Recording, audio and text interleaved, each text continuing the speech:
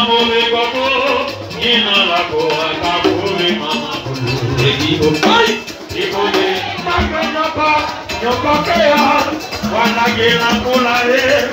Si maman pour la défense, c'est pas au même, y'a dans la gueule. Mais il a roulé, voilà qu'il a pour la haie. Maman, la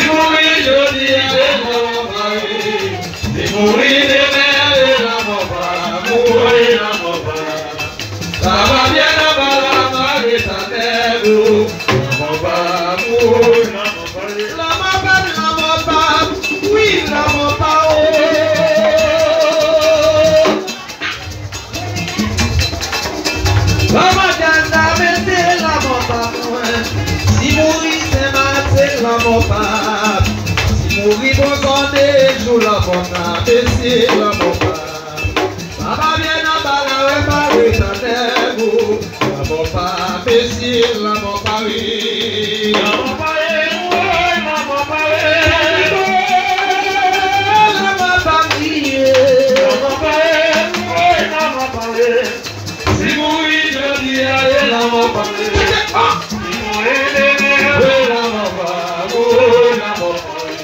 Aïe, Baba bien la Mopari, la Mopari, la Mopari. Écoutez à poiler.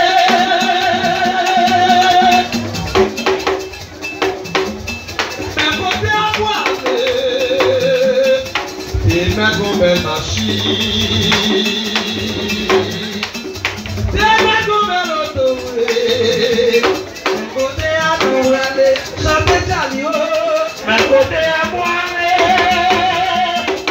côté à toi, je me dégaine,